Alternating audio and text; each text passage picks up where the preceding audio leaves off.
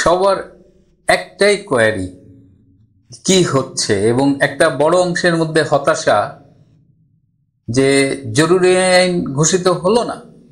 আমি যেটা দেখলাম যে আমাদের অধিকাংশের মধ্যে একটা ধারণা জন্মেছিল যে গতকাল বাংলাদেশে জরুরি আইন ঘোষিত হবে, এবং আমরা যারা সোশ্যাল মিডিয়ায় কথা বলি, ইউটিউবে কথা বলি, আমাদের অনেকেই এই রকমের একটা ধারণা দিয়েছে। এবং আমি নিজেও কথা বলেছি যে বাংলাদেশে একটা পরিবর্তন আসছে, তবে আমি যেহেতু অ্যাবসলিউট টার্মে কথা বলি না, আমি রিলেটিভ টার্মে কথা বলি। আমি সবসময় বলি যে সম্ভাবনা আছে বা সম্ভবত, এই প্রবাবিলিটির বিষয়টা আমার মাথায় সবসময় খেলা করে, কিন্তু অনেকেই একদম একদম স্পেসিফিক বলে যে আজকেই হবে, কালকেই হবে। তো ঘটনাটা হলো যে কি হয়েছিল, ঘটনা হলো যে বাংলাদেশের সিচুয়েশন খুব ডিটেরিয়েট করেছে।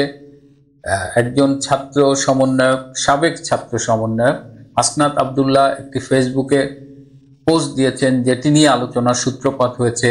তখন একটা ভিডিও ভাইরাল হয়েছে এবি পার্টির একজন নেতার, এবং পাশাপাশি আর্মির কিছু মুভমেন্ট, আর্মির ক্যান্টনমেন্টের কিছু খবর বাইরে আসছিল। সব মিলিয়ে পরিস্থিতি ভীষণ উত্তপ্ত হয়ে উঠছিল, এবং তার থেকে মনেই হচ্ছিল যে কিছু একটা আসলে ঘটতে যাচ্ছে।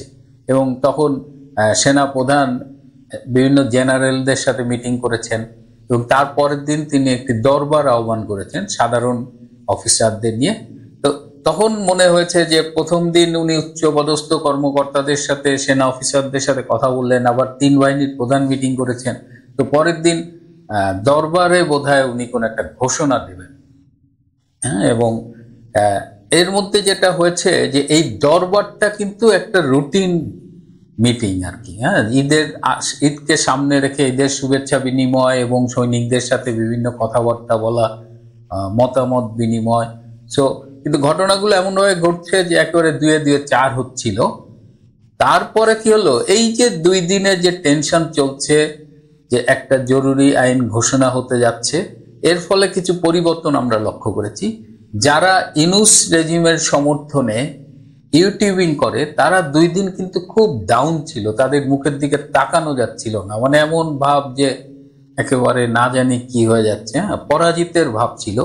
এই 2 দিনে দেশ থেকে খবর পেলাম যে এই 2 দিনের দেশে যে বিভিন্ন এলাকায় বিএনপি, জামাত বা অন্য পার্টির নেতাকর্মীরা যে চাঁদাবাজি, অত্যাচার, নির্যাতন করে, সেটা নাকি একদম প্রায় শূন্যের কাছাকাছি চলে আসছিল। সবার মধ্যে একটা ভয় ছিল যে জরুরি আইন ঘোষণা হলে তখন কি হবে, তখন তো পালানোর পথ পাবো না। হ্যাঁ, তো তখন এই চেঞ্জগুলো দেখা গেছে। এবং এই 2 দিন পার হয়, যখন জরুরি আইন ঘোষণা হলো না, তখন আবার ইউনূস রেজিমের বিভিন্ন ইউটিউবার দেখলাম যে একটু নড়ে চড়ে বসেছে। কিন্তু আসলে ঘটনাটা কি ছিল? এই যে একটা কথা বলা হলো জরুরি আইন আসবে, কিন্তু আসলো না, এর মধ্য দিয়ে আমরা কি দেখলাম? যারা মার্কেটিং রিসার্চ করেন, বা আমি নিজেও বড় যখন রিসার্চ প্রজেক্ট করি বা পাবলিকাল প্রজেক্ট করতে যাই, তখন আমরা একটা ছোটখাটো রিসার্চ করি আগে, এটাকে বলে পাইলট স্টাডি। একটা স্মল স্কেলে স্টাডি করে দেখি, যে বেসিক্যালি দেখি যে ফিজিবিলিটি স্টাডি, দেখি যে বড় আকারে স্টাডিটা করা যাবে। যারা মার্কেট রিসার্চ করেন তারা কোনো প্রোডাক্ট লঞ্চিং এর আগে একটু দেখেন যে এই প্রোডাক্টটা চলবে কিনা, বাজারে এটার ডিমান্ড কেমন, নানা রকমের রিসার্চ হয়। এই যে জরুরি আইন ঘোষিত হবে, এটা যে বলা হলো, এর মধ্য দিয়ে কিন্তু একটা মার্কেট রিসার্চ হয়ে গেল। এবং আমার যেটা দেখলাম, আমার যেটা ধারণা হলো যে দেশবাসী, দেশের একটা বড় অংশ এখন আসলে জরুরি আইন কিংবা সেনা শাসন এরকম কিছু একটা স্পেক করতেছে। সেই হিসাবে মার্কেট রিসার্চটা কিন্তু হয়ে গেছে। কিন্তু মানুষ কেন এই পরিবর্তনটা যাচ্ছে, মানুষ কেন একটা জরুরি আইন কিংবা সামরিক শাসন, কিন্তু সামরিক শাসন হলে সেটা অসাংবিধানিক হয়, যেমন বর্তমান সরকার অসাংবিধানিক, আর জরুরি আইন হলে সেটা সাংবিধানিক একটা স্টেপ আর কি, মানে সংবিধানে জরুরি আইনের প্রভিশনটা আছে, যদিও জরুরি আইন খুব সচরাচর ঘোষিত হয় না। তো এই যে মানুষের মধ্যে যে আকাঙ্ক্ষা, এটা এমন না যে শুধু আওয়ামী লীগের নেতা কর্মীরা চাচ্ছে, ইটস এ জেনারেলাইজড এক্সপেকটেশন, যেটা এখন মানুষ চাচ্ছে। মানুষ ইউনূস রেজিমের উপরে প্রচন্ড হতাশ। এমনকি যারা জুলাই আগস্টে শেখ হাসিনার সরকারের অপসারণ চেয়েছিল, যারা লাল বিপ্লবের সমর্থক ছিল, যারা রাজপথে নেমেছিল, তাদের একটা বড় অংশ এখন আর ইউনূসকে ক্ষমতায় দেখতে চাইছে না। কেন ইউনূসকে ক্ষমতায় দেখতে চাইছে না? কারণ ইউনূস সরকার 8ই আগস্ট দায়িত্ব নিয়ে সম্পূর্ণভাবে ফেল করেছে, সরকার পরিচালনায় ফেল করেছে।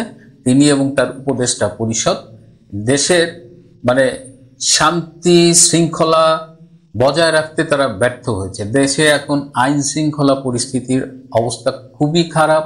একটা মেয়ে, বিশেষ করে তরুণীরা সন্ধ্যার পরে বেরোতেই ভয় পায়, বা একা তো বেরোনোর প্রশ্নই আসে না। দেশে এখন সন্ত্রাস এবং জঙ্গিবাদের রমরমা চাষাবাদ হচ্ছে, চারিদিকে নৈরাজ্য। তো এই যে জঙ্গি সর্দার ইউনূস, এটার তো একটা ইম্প্যাক্ট আছে। উনি যে ফেল করছে, উনি আইন শৃঙ্খলা রক্ষায় ব্যর্থ, উনি শান্তি আনয়নে ব্যর্থ, উনি জঙ্গিবাদ প্রমোট করছেন। উনার সরকারের আমলে দেশে সন্ত্রাস নৈরাজ্য সর্বত্র ছড়িয়ে পড়েছে, এবং তিনি তার নিরপেক্ষতাও হারিয়েছেন।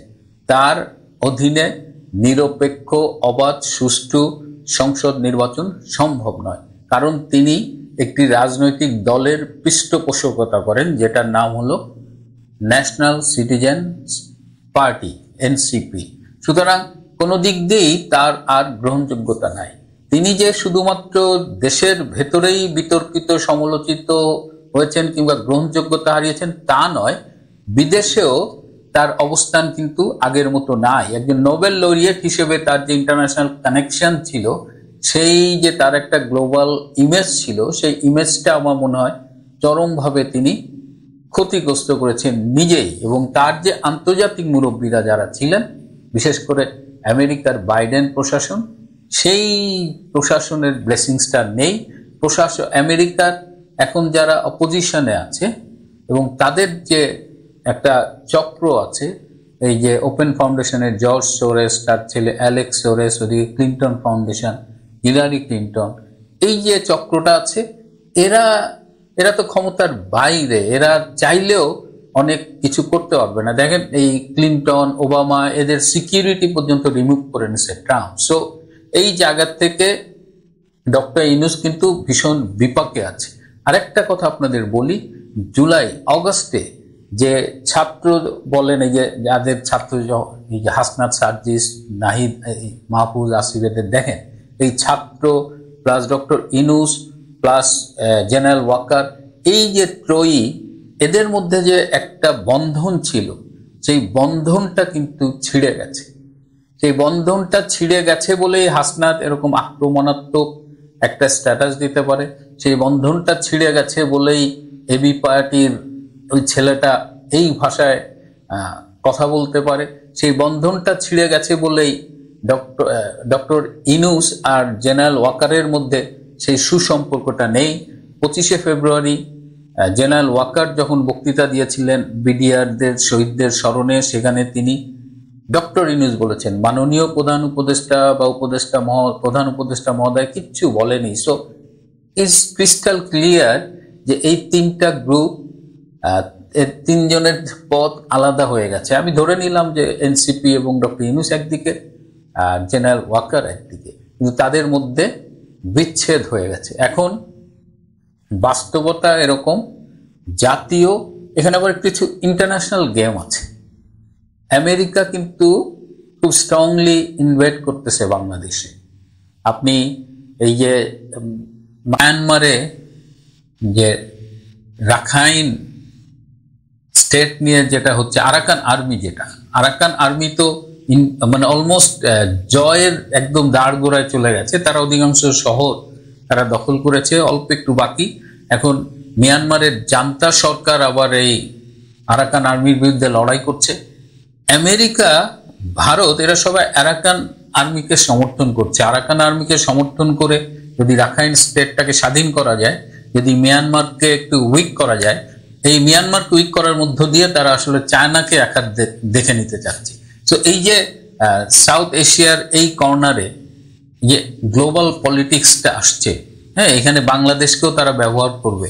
এই মুহূর্তে এই যে গতকাল আমেরিকার মেজর জেনারেল এসেছিলেন তার বাহিনী নিয়ে, টিম নিয়ে, আজকে চলে যাবেন। তো এখানে কিন্তু আমেরিকা একটা গেম প্লে করছে। তুলসী গ্যাবার্ট কয়েকদিন আগে ভারতে এসে সংখ্যালঘু নির্যাতন নিয়ে বাংলাদেশ প্রসঙ্গে কথা বললেন। এগুলো কোনো কিছু কিন্তু বিচ্ছিন্ন না। ইট ইন্ডিকেটস যে ওয়েস্টার্ন ওয়ার্ল্ড, বিশেষ করে আমেরিকা, এবং দেখবেন আমেরিকা যেহেতু আসছে, এখানে ইউরোপিয়ান ইউনিয়ন আসবে, এখানে ইংল্যান্ড আসবে, তো সবাই মিলে বাংলাদেশের উপরে খুব কড়া নজর রাখছে এবং বাংলাদেশকে ব্যবহার করবে। এবং যখন তারা দেখছে যে ডক্টর ইউনূস জঙ্গিবাদ প্রমোট করছে, তখন কিন্তু তারা আর ইউনূসের সাথে থাকবে না। যখন দেখছে যে ডক্টর ইউনূস তার নিজের দেশে শান্তি শৃঙ্খলা বজায় রাখতে পারছে না, তখন কিন্তু তারা ডক্টর ইউনূসকে প্রমোট করবে না। এবং তারা দেখতে পাচ্ছে যে ডক্টর ইউনূসের দ্বারা কোনো নিরপেক্ষ নির্বাচন সম্ভব না। তো ন্যাচারালি ডক্টর ইউনূস যখন ফেল করছে, আরেকটা ইনস্টিটিউশন থাকে বাংলাদেশ আর্মি এবং arm forces. So naturally next ইন্টারভেনশনটা আর্মির মাধ্যমে হওয়ার সম্ভাবনাই বেশি। সুতরাং today or tomorrow a change is inevitable. বাংলাদেশের রাজনীতিতে একটা চেঞ্জ হবেই। যারা গতকাল জরুরি আইন ঘোষিত হয়নি বলে হতাশ হচ্ছেন বা ভেঙে পড়ছেন, তাদের ভেঙে পড়বার কিছু নেই। রাজনীতি তো একেবারে T20 না, রাজনীতি ODI না টেস্ট, এরকম আর কি, মানে একদম টেস্ট না হলেও কিছু একটা 3 দিনের একটা ম্যাচ। হ্যাঁ, এটা T20 না। আমার যেটা ধারণা 111 এর মতো একটা মডেল আসবে, আর্মি ব্যাক একটা কেয়ারটেকার গভর্নমেন্ট আসবে।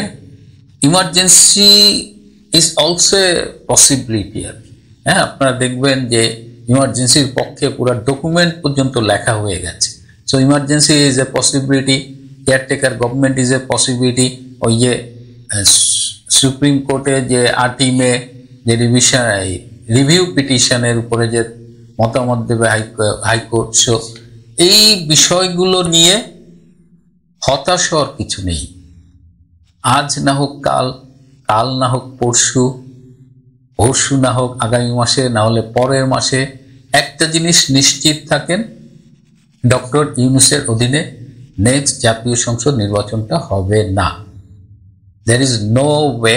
আপনারা খেয়াল করছেন যে ডক্টর ইউনূস কিন্তু বিভিন্ন তাল বাহানা করে নির্বাচন 2-3 বছর পরে করতে চাইছিল। ওনার কোনো উপদেষ্টা বলছে যে আওয়ামী লীগের যে ডিউরেশনটা ছিল একেবারে 4 বছরের যে বেশি, সেই ডিউরেশন তারা থাকবে। এখন ডক্টর ইউনূস হাত পা ধরতেছে যে আমারে বাবা ডিসেম্বরের ইলেকশনটা করতে দাও, দিয়ে আমি চলে যাব, আমার অনেক কাজ আছে, আমি তোমাদের সাথে আর নাই। কিন্তু সেই সুযোগটা তাকে দেওয়া হবে না, কারণ তার পক্ষে নিরপেক্ষ নির্বাচন করা সম্ভব না। সে তার নিরপেক্ষতা অলরেডি হারিয়েছে এবং আওয়ামী লীগের পক্ষ থেকে বলে দেওয়া হয়েছে যে আওয়ামী লীগ ডক্টর ইউনূসের অধীনে নির্বাচন করবে না। এবং যেহেতু ইনক্লুসিভ নির্বাচনের কথা বলছে পৃথিবীর সব সুপার পাওয়ার, হ্যাঁ, সেখানে আওয়ামী লীগকে বাদ দিয়ে নির্বাচন করতে চাইলে সেই নির্বাচনের গ্রহণযোগ্যতা কতটুকু হবে সেটা খুব সহজেই বোঝা যায়। তো একটা ইন্টারেস্টিং জিনিস হলো যে বাংলাদেশের উপরে সুপার পাওয়ারগুলো নজর পড়েছে। আমরা জানি যে এখানে ভারত একটা কি স্টেক হোল্ডার। এই ইউনূসের পেছনে আবার পাকিস্তান, ISI এরা সাপোর্ট করছে, এরা আবার অস্ত্র দিচ্ছে, নানান রকমের, মানে ISI যেখানে থাকবে সেখানে আপনার একটা সন্ত্রাস, জঙ্গিবাদ, এইসব নিয়ে ওরা গুবলেট করে ফেলে। ওরা একটা মাথা গরম টাইপের। ভারত আছে, কিন্তু বাংলাদেশ ভারত পাকিস্তানের ইকুয়েশনের মধ্যে আর লিমিটেড নাই। ভারত থাকুক ভালো, কিন্তু এখন আরো বড় বড় প্লেয়াররা বাংলাদেশের দিকে চোখ দিয়েছে। সুতরাং ভারত যদি আমেরিকার সাথে মিলে মিশে বাংলাদেশের ব্যাপারে কিছু করে, এবং শুনতে খারাপ লাগলেও বাংলাদেশের অনেক কিছুই এই মুহূর্তে নিয়ন্ত্রিত হবে বিদেশি এইসব সুপার পাওয়ার দিয়ে, যেটা জুলাই আগস্টেও কিন্তু হয়েছে। জুলাই আগস্টের এই যে রেজিম চেঞ্জ, এর সাথে বাইডেন অ্যাডমিনিস্ট্রেশন জড়িত ছিল, এর সাথে পাকিস্তানের ISI জড়িত ছিল। So this are the reality. আপনি আমি হয়তো কষ্ট পেতে পারি যে আমার দেশের ভেতরে বাইরের স্পোর্টস কেন ইনভেট করবে, বাট ইজ হ্যাপনিং। বাংলাদেশের ব্যাপারে ভারতের একটা স্ট্রং সে আছে, but that's not the final say. এখানে আরো আরো সে অ্যাড হচ্ছে এবং এই আরাকান আর্মি ওই রাখাইন স্টেটের ইকুয়েশনটা এসে এটাকে আরো কমপ্লিকেটেড করে দিয়েছে। নারায়ণগঞ্জে শুনলাম এই একজন রোহিঙ্গা বিচ্ছিন্নতাবাদী নেতা গ্রেপ্তার হয়েছে। তিনি বললেন যে এই জুলাই আগস্টের আন্দোলনে তারা যদি মাঠে না থাকতো তাহলে নাকি জামাত বিএনপি মাঠে নামতে পারতো না, মানে হাটে হাড়ি ভেঙে দিয়েছে। তো এরকম রাজনীতি আসলে অনেকগুলো জটিলতার বিষয়। আমি মানে একদম বটম লাইন কথাগুলো বলে দিই যে কি মেসেজ হলো, যে বাংলাদেশে একটা রেজিম চেঞ্জ ইনহেভিটেবল, সেটা কবে হবে যেদিনই হোক। দ্বিতীয় হলো জুলাই আগামী ডিসেম্বর পর্যন্ত ডক্টর ইউনূস টিকছে না এবং তিনি নির্বাচন করতে পারবেন না। তিনি ডিসেম্বর মাস পর্যন্ত থেকে নির্বাচন করতে পারবেন না, এটার সম্ভাবনা হলো 95%, and he has to go. Chance of his departure is 95%. এখানে সেনা প্রধান হিসেবে জেনারেল ওয়াকারের একটা ভূমিকা আছে, কিন্তু জেনারেল ওয়াকার যদি তার ভূমিকা রাখতে ফেল করে তাহলে ডক্টর ইউনূসের সাথে জেনারেল ওয়াকারেরও চলে যেতে হতে পারে। এই কথাটা আমি বলে রাখলাম। তো এটা আসলে ডিপেন্ড করছে জেনারেল ওয়াকারের পারফরমেন্সের উপরে। If he can perform he will stay, if he can't perform he will go. Doctor Yunus চলে যাওয়ার সাথে সাথে তার যে একটা কিংস পার্টি হয়েছে এনসিপিও মানে মাটিতে মুখ থুবড়ে পড়বে। প্রিয় বন্ধুরা, হতাশার কিছু নেই। রাজনীতিতে উত্থান পতন থাকে, ধৈর্য ধরে থাকা, স্ট্রেস ম্যানেজ করে থাকা, স্ট্রেসড হওয়া যাবে না, এবং মনোবল শক্ত রাখা, এটাই জরুরি। সুতরাং গতকাল জরুরি আইন আসেনি বলে একেবারে আর কিছুই হবে না। আর মনে রাখবেন যে আওয়ামী লীগকে ধ্বংস করা, আওয়ামী লীগ শেষ হয়ে যাবে, এগুলো it's not a matter of joke. Awami League is a tough reality. কেউ চাইলেই আওয়ামী লীগের নাম মুছে ফেলতে পারে।